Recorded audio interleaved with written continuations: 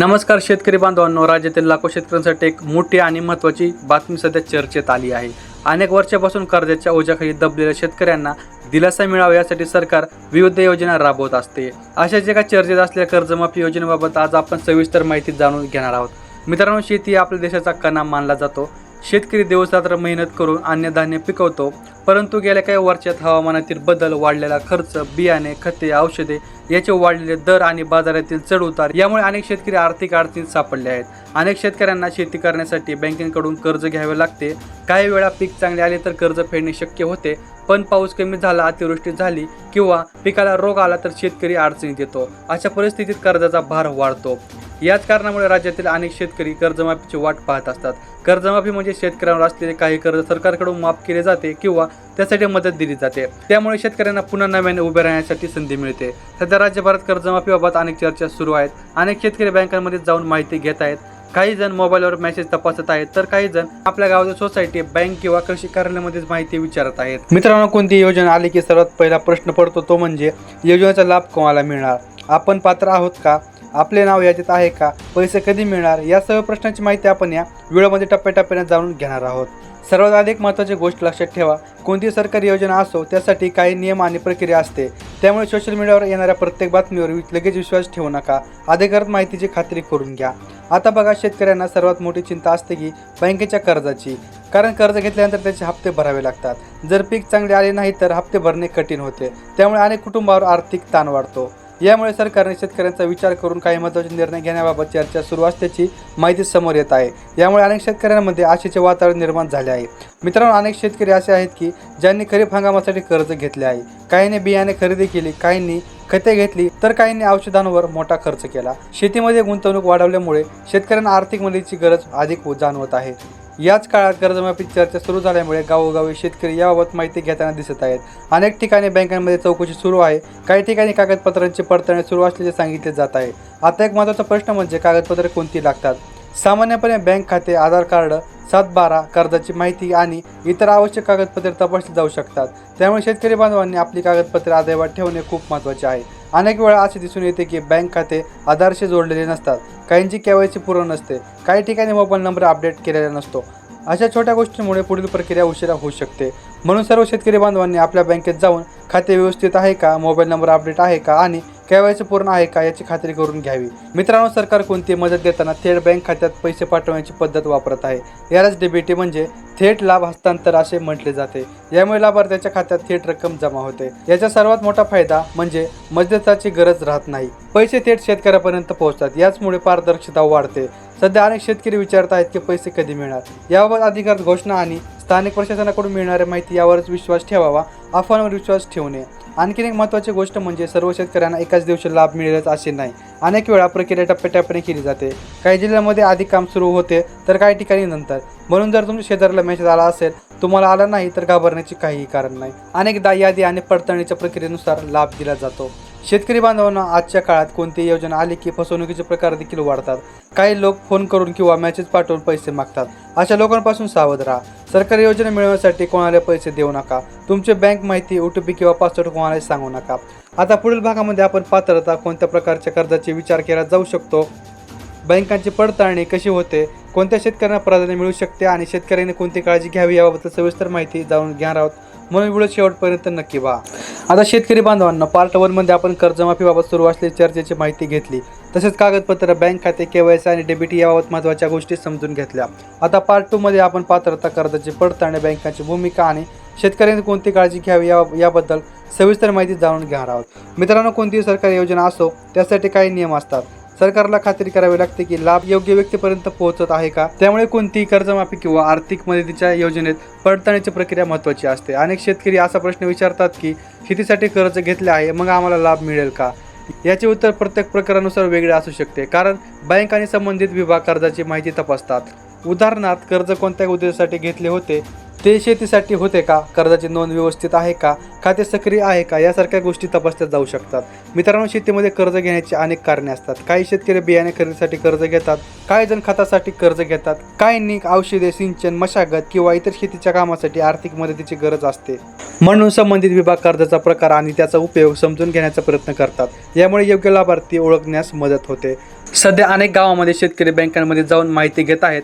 काही ठिकाणी कर्मचारी कागदपत्रांची पडताळणी करत आहेत, तर काही ठिकाणी जुन्या नोंदी अद्ययावत करण्याचे काम सुरू आहे. एक गोष्ट लक्षात ठेवा, तुमच्या बँक खात्यातील माहिती आणि सरकारी नोंदी यामध्ये फरक असेल तर प्रक्रिया उशिरा होऊ शकते. यामुळे आधार, मोबाईल नंबर आणि बँक खाते याची माहिती योग्य आहे का ते तपासणे अत्यंत आवश्यक आहे. मित्रांनो, अनेक वेळा शेतकऱ्यांना वाटते की अर्ज भरला म्हणजे काम पूर्ण झाले, पण प्रत्यक्षात त्यानंतर पडताळणीची प्रक्रिया सुरू होते. या प्रक्रियेमध्ये अनेक टप्पे असू शकतात. सर्वप्रथम कागदपत्रे तपासली जातात, त्यानंतर बँकेच्या नोंदी पाहिल्या जातात, मग संबंधित विभाग माहितीची खात्री करते. काही वेळा अतिरिक्त कागदपत्रे देखील मागितले जाऊ शकतात. यामुळे शेतकरी बांधवांनी काही न करता संयम ठेवणे गरजेचे आहे, कारण मोठ्या प्रमाणावर लाभार्थी असतील तर प्रक्रिया पूर्ण होण्यास वेळ लागतो. मित्रांनो, आजकाल अनेक योजना ऑनलाईन प्रणालीद्वारे चालवल्या जातात, त्यामुळे माहिती संगणक प्रणालीमध्ये जुळवली जाते. यामुळे चुका कमी होतात आणि प्रक्रिया अधिक पारदर्शक होते. काही वेळा तांत्रिक अडचणी येऊ शकतात. सर्व्हर डाऊन समस्या, चुकीची माहिती किंवा अपूर्ण कागदपत्रे यामुळे विलंब होऊ शकतो. यामुळे घाबरण्याची काही गरज नाही. शेतकरी बांधवांना आणखी एक महत्त्वाचा मुद्दा म्हणजे मोबाईल नंबर. अनेक शेतकऱ्यांनी जुना मोबाईल नंबर दिलेला असतो, काही वेळा नंबर बंद असतो. अशा वेळी महत्त्वाचे संदेश मिळत नाहीत. म्हणून तुमचा मोबाईल नंबर, बँक खाते आणि आवश्यक सरकारी नोंदीमध्ये अपडेट आहे का ते तपासा, कारण अनेक सूचना SMS द्वारे दिल्या जातात. मित्रांनो, ग्रामीण भागामध्ये अजूनही काही लोक अफवांवर विश्वास ठेवतात. कोणी सांगितले की उद्या पैसे येणार तर लगेच सर्वजण त्यावर विश्वास ठेवतात, पण अधिकृत माहिती मिळेपर्यंत कोणत्याही निष्कर्षापर्यंत पोहोचू नका. काही लोक सोशल मीडियावर बनावटी यादी देखील फिरवतात. अशा नोंदीवर विश्वास ठेवू नका. अधिकृत संकेतस्थळ, बँक किंवा संबंधित कार्यालयातूनच माहिती घ्या. आता बघा, शेतकऱ्यांसाठी सर्वात महत्त्वाची गोष्ट म्हणजे आर्थिक नियोजन. जर काही आर्थिक मदत मिळाली तर तिचा योग्य वापर करणे तितकेच महत्त्वाचे ठरते. काही शेतकरी मदतीची रक्कम मिळाल्यानंतर शेतीसाठी आवश्यक साधने घेतात. काही जण सिंचन सुधारतात, काही जण नवीन पिके घेण्याचा विचार करतात. त्यामुळे मिळालेली मदत भविष्यासाठी उपयोगी ठरते. मित्रांनो, सध्या हवामानातील बदलामुळे शेती करणे अधिक आव्हानात्मक झाले आहे. कधी अतिवृष्टी, कधी दुष्काळ, तर कधी रोगराई, यामुळे खर्च वाढतो. अशा वेळी आर्थिक मदत शेतकऱ्यांसाठी महत्त्वाची ठरते. मात्र फक्त मदत मिळणे पुरेसे नाही. योग्य नियोजन, आधुनिक तंत्रज्ञान आणि खर्चाचा नियंत्रण देखील तितकाच आवश्यक आहे. अनेक कृषी तज्ज्ञ सांगतात की शेतकऱ्यांनी उत्पन्नाचे विविध स्रोत तयार करावेत. फक्त एकाच पिकावर अवलंबून राहणे धोकादायक ठरू शकते. उदाहरणार्थ, शेतीसोबत दुग्ध व्यवसाय, शेळीपालन, कुक्कुटपालन किंवा फळबाग यासारखे पर्याय उत्पन्न वाढू शकतात. मित्रांनो, कर्जमाफीबाबत चर्चा सुरू असताना काही लोक चुकीची माहिती पसरवतात. त्यामुळे सावधानी अत्यंत आवश्यक आहे. कोणत्या योजनेसाठी पैसे मागणाऱ्या व्यक्तींवर विश्वास ठेवू नका. जर कोणी फोन करून म्हणाले की तुमचे नाव यादीत आहे आणि पैसे मिळवण्यासाठी शुल्क भरावे लागतील, तर अशा प्रकरणापासून दूर राहा. सरकारी योजना मिळवण्यासाठी कोणालाही OTP, ATM क्रमांक किंवा बँक पासवर्ड सांगू नका. मित्रांनो, अनेक वेळा शेतकरी विचारतात की आम्हाला लाभ मिळाला तर त्याची माहिती कशी मिळेल. साधारणपणे बँक खात्यात पैसे जमा झाल्यानंतर संदेश येऊ शकते किंवा बँक चौकशी करून माहिती मिळवता येते. आजच्या काळात अनेक बँका मोबाईल ॲप्स आणि SMS सेवा देतात, त्यामुळे व्यवहारांची माहिती लगेच मिळते. आता आणखीन एक महत्त्वाचा मुद्दा म्हणजे 7/12 आणि जमिनीची नोंदी. काही वेळा नोंदी अद्ययावत नसतात, त्यामुळे शेतकरी बांधवांनी आपल्या जमिनीची नोंद योग्य आहे का ते तपासून घ्यावे. मित्रांनो, सरकार आणि प्रशासनाचे उद्दिष्ट म्हणजे पात्र लाभार्थ्यापर्यंत मदत पोहोचवणे. त्यामुळे प्रक्रिया काळजीपूर्वक केली जाते. यामध्ये वेळ लागला तरी त्यामागे कारण असते, कारण चुकीच्या व्यक्तीला लाभ मिळू नये आणि योग्य व्यक्ती वंचित राहू नये यासाठी तपासणी केली जाते. शेतकरी बांधवांना शेती हा आपल्या जीवनाचा आधार आहे. त्यामुळे आर्थिक मदतीसोबतच उत्पन्न वाढवण्यावर आणि खर्च कमी करण्यावर भर देणे गरजेचे आहे. आधुनिक शेती पद्धती, पाणी व्यवस्थापन, दर्जेदार बियाणे आणि योग्य सल्ला यामुळे शेती अधिक फायदेशीर होते. पार्ट 3 मध्ये आपण पुढील काळात शेतकऱ्यांनी काय करावे, आर्थिक मदतीचा योग्य उपयोग कसा करावा, आधुनिक शेतीचे पर्याय, बचत आणि शेतीमधील भविष्यातील संधी याबाबत सविस्तर माहिती जाणून घेणार आहोत. त्यामुळे व्हिडिओ स्किप करू नका. तर शेतकरी बांधवांनो, पार्ट 1 आणि पार्ट 2 मध्ये आपण कर्जमाफीबाबत सुरू असलेली चर्चेची माहिती, कागदपत्रांची पडताळणी, बँकाची भूमिका, DBT प्रक्रिया आणि शेतकऱ्यांनी घ्यायची काळजी याबद्दल सविस्तर माहिती पाहिली. आता शेवटच्या भागामध्ये आपण भविष्यातील नियोजन, आर्थिक मदतीचा योग्य वापर, आधुनिक शेती आणि शेतकऱ्यांसाठी महत्त्वाच्या सूचना जाणून घेणार आहोत. मित्रांनो, कोणती आर्थिक मदत, अनुदान किंवा कर्जमाफी ही शेतकऱ्यांसाठी मोठ्या दिलासा असते, पण फक्त मदत मिळाली म्हणून सर्व समस्या संपतात असे नाही. खरी गरज असते ती योग्य नियोजनाची. अनेक वेळा शेतकरी मोठ्या अपेक्षेने मदतीची वाट पाहत असतात. जेव्हा मदत मिळते तेव्हा ती रक्कम कुठे वापरायची याचा विचार आधीपासून करणे गरजेचे असते, कारण योग्य वापर केल्यास त्याचा फायदा अनेक वर्षे मिळू शकतो. उदाहरणार्थ, काही शेतकरी मिळालेली रक्कम जुन्या कर्जफेडीसाठी वापरतात, काही जण शेतीसाठी नवीन साधने घेतात, काही जण विहीर, ठिबक सिंचन, पाईपलाईन किंवा पाण्याची व्यवस्था सुधारण्यासाठी खर्च करतात. मित्रांनो, आजच्या काळात शेतीमध्ये खर्च झपाट्याने वाढत आहे. बियाणे, खते, औषधे, मजुरी आणि इंधन याचे दर वाढले आहेत.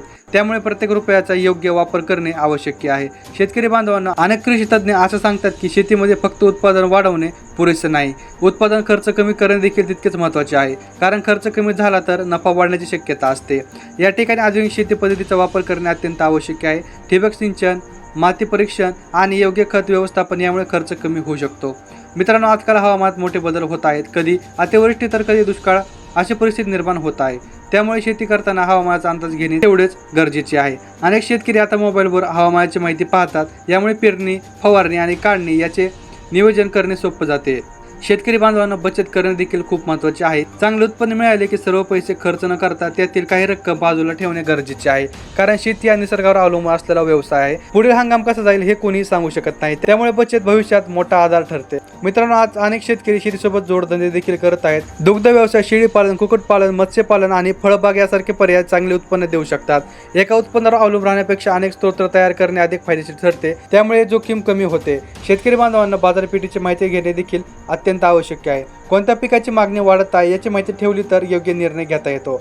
काही वेळा शेतकरी एकाच पिकावर जास्त भर देतात. त्यामुळे बाजारात माल वाढतो आणि भाव कमी होतात. त्यामुळे पीक विविधता ठेवणे फायदेशीर ठरते. मित्रांनो, शेतीमध्ये तंत्रज्ञानाचा वापर दिवसेंदिवस वाढत आहे. मोबाईल ॲप्स, हवामान माहिती, ऑनलाईन बाजारभाव आणि कृषी सल्ला याचा देखील फायदा घेणे अत्यंत आवश्यक आहे. आज अनेक सरकारी योजना ऑनलाईन उपलब्ध आहेत. त्यामुळे शेतकऱ्यांनी डिजिटल माहिती वापरण्यासाठी सवय लावून घेतली पाहिजे. शेतकरी बांधवांना आपल्या जमिनीची सुपीकता ठेवणे खूप महत्त्वाचे आहे. रासायनिक खतांचा योग्य प्रमाणात वापर आणि सेंद्रिय खतांचा समावेश केल्यास जमिनीचे आरोग्य सुधारू शकते. माती परीक्षण करून पिकानुसार खत व्यवस्थापन केल्यास खर्च कमी होतो आणि उत्पादन वाढते. मित्रांनो, पाण्याचे व्यवस्थापन हा देखील महत्त्वाचा विषय आहे. भविष्यात पाण्याची समस्या अधिक गंभीर होऊ शकते. त्यामुळे उपलब्ध पाण्याचा योग्य वापर करणे आवश्यक आहे. ठिबक सिंचन, तुषार सिंचन आणि पाणी साठवण यांसारख्या उपायांचा वापर केल्यास मोठा फायदा होऊ शकतो. शेतकरी बांधवांना कोणतीही सरकारी योजना आली की त्याबद्दल अधिकृत माहिती मिळवणे महत्त्वाचे आहे. अफवा आणि अपूर्ण माहितीमुळे अनेक वेळा गैरसमज निर्माण होतात. म्हणून नेहमी कृषी विभाग, बँक, पंचायत समिती किंवा अधिकृत स्त्रोताकडून माहिती घ्या. मित्रांनो, शेतीमध्ये यश मिळवण्यासाठी संयम आणि सातत्य खूप महत्त्वाचे आहे. काही वेळा नुकसान होते, काही वेळा नफा होतो, पण योग्य नियोजन केल्यास परिस्थिती सुधारू शकते. आज राज्यातील अनेक तरुण आधुनिक शेतीकडे वळत आहेत, नवीन तंत्रज्ञान वापरत आहेत. त्यामुळे शेतीमध्ये नवीन संधी निर्माण होत आहे. शेतकरी बांधवांना कर्जाची माफी, आर्थिक मदत ही एक संधी आहे. त्या संधीचा उपयोग भविष्यात अधिक सक्षम होण्यासाठी करणे आवश्यक आहे. आपण शेती मजबूत केली, खर्च कमी केला, उत्पन्नाचे नवीन स्रोत तयार केले आणि बचत वाढवली तर भविष्यात आर्थिक स्थैर्य मिळवणे शक्य आहे. मित्रांनो, सर्वात महत्त्वाचे म्हणजे कोणतीही बातमी ऐकल्यानंतर तिची खात्री करा. अधिकृत माहिती मिळवा, कागदपत्रे व्यवस्थित ठेवा, बँक खाते सक्रिय ठेवा आणि वेळोवेळी माहिती तपासत राहा. यामुळे कोणतीही योजना, अनुदान किंवा मदत मिळताना अडचणी कमी होतात. शेतकरी बांधवांना तुमची मेहनत, तुमचा घाम आणि तुमचे योगदान देशासाठी खूप महत्त्वाचे आहे. शेती मजबूत असेल तर देश मजबूत राहील. याच आशेसह आजचा विशेष भागाचे संपवतो. पुढेही अशा शेतकरी हिताच्या महत्त्वाच्या बातम्या, योजना आणि माहिती तुमच्यापर्यंत नक्की पोहोचवत राहू. त्यामुळे आता आपल्या यूट्यूब चॅनल सबस्क्राईब नक्की करा. तुम्ही पाहतात real news Marathi YouTube channel. मी आहे आदित्य. भेटूया नवीन एका जबरदस्त बातमीमध्ये. तोपर्यंत जय महाराष्ट्र, जय जवान, जय किसान.